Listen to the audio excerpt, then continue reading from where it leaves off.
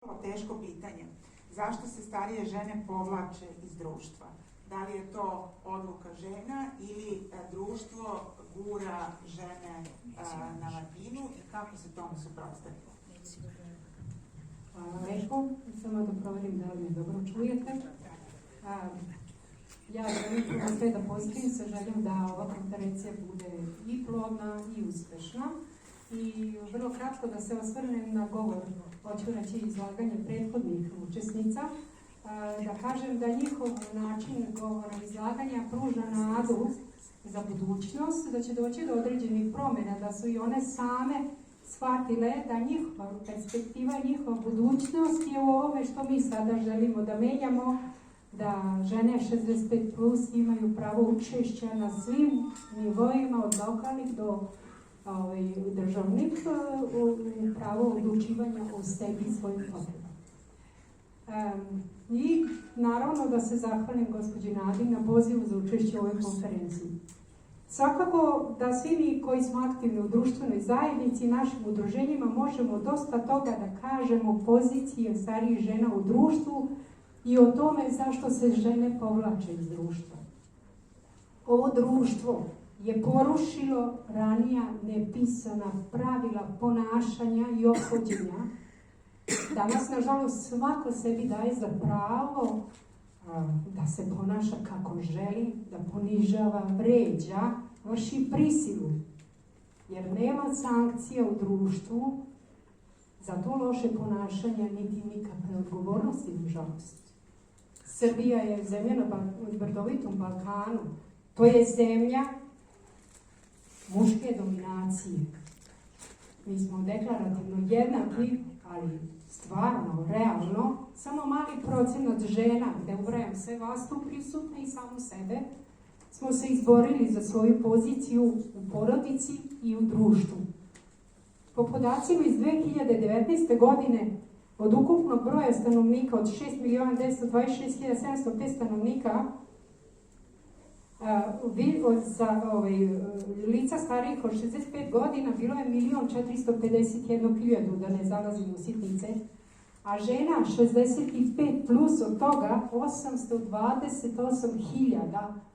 To je ogroman broj žena, kao što smo mi, koje nemaju svoje predstavnice i svoje zastupnice skoro nigde. To je toliko minorno da mi u ovakvoj poziciji ne možemo ništa za sebe da učinimo.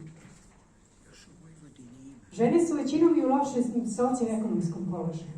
Istraživanja kažu da oko 17% starijih žena nemaju nikakva primanja. Zavisne su od raznih donacija, od srodnika, eventualno neke socijalne pomoći ukoliko uspiju da je ostvare. One trpe i finansijsko, i psihičko, i fizičko zlostavljanje, zanemarivanje. I kako onda jedna takva osoba, a ima ih očito dosta, kako jedna takva osoba da se bez svog adekvatnog zastupnika spremnog za borbu izbori sa svom problematikom s kojom se suočava. Starija žena je uglavnom u ovom društvu iskorišćena i zloupotrebljena, počela od najuže porodice, gde je ona baka servis, kućna pomoćnica, i uvijek ih prati konstatacija da su sposobne samo za kućne poslove i ni za šta više. Ako se usude nešto drugo da pokušaju, to uopšte nije ni podržano, ni prihvaćeno, pogotovo od muških članova porodice.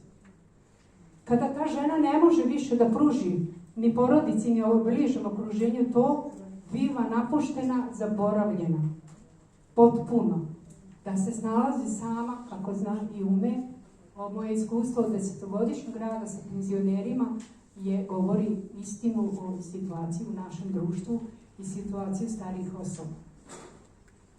Ako starija žena kojim slučajem krene da se angažuje u nevladinim organizacijama ili ti slučajno u političkom životu, onda dobija značajan otpor od muške populacije, gde ona konstatacija što ste vi pričali malo pre, profesorki, muškarci kažu i da nisu spremni da tamo neka baba zađe u polju njihove aktivnosti.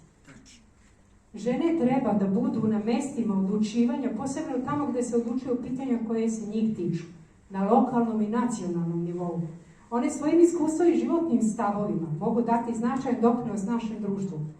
I ja podržavam obavezujuće kvote. Podržavam jer samo kroz to žene 65 plus će imati ikakvu šansu za kandidovanje.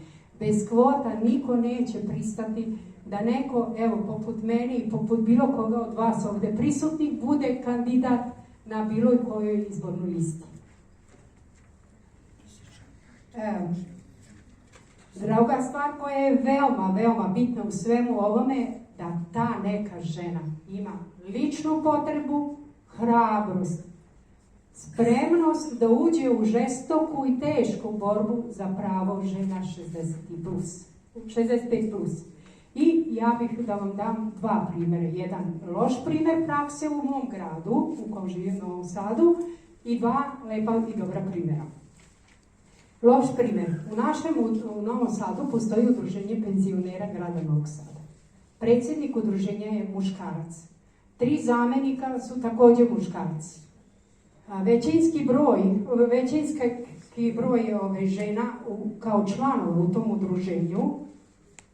I zamislite, nisu se udostojili da od 3 zamenika barem jedna žena bude zamenik. Nijedna žena tamo nema nikakvu odgovornu funkciju ni poziciju gde može da odlučuje, može samo deklarativno da glasa na upravnom odboru ili skupštini udruženja. Ti muškarci to su oni muški šovinisti, da kažem tu reč. Oni su se preselili sa javne funkcije da li poslanika, direktora, odbornika u udruženja i oni su večiti predsjednici do kraja svog života. Samo kratko još završavam. Dobri primjeri. Naš gradonačelnik Miloš Vučević je jedan od retkih mlađih ljudi koji je prepoznao problematiku starijih. I do sada je poprilično učinio dao primjer i podupro razne aktivnosti za poboljšanje starijih u Novom Sadu. Ali ja od njega očekujem u narednom periodu da će taj isti naš gradonačelnik Miloš Vučević dati podršku kandidovanju žena 65 plus za gradsku skupštinu gde ni jedna odbornica nema 65 plus. Ni jedna. Drugi dobar primjer koji moram da naglasim, kažu ne hvalite se, ali prosto moramo da damo primjer. Udruženje penzionera senior iz Novog Sada je novo udruženje penzionera koje je osnovano na pravičnim principima, na principima boljitka i pozicije žena 65 plus, jer smo mi brojnija populacija u našem društvu i brojnija populacija uopšte kao članovi udruženja. U našem udruženju žene su potpredsjednik, predsjednik upravnog odbora, predsjednik skupština i predsjednici većine sekcija u našem kulturno-umetničkom društvu. Sa ovim ću da završim i da se nadam da ćemo se još koji put sresti i da ćemo zaista ovaj korak koji smo napravili ovako maleni napraviti kilometarski dugačak i uspjeti u našim nastojenjima. Hvala.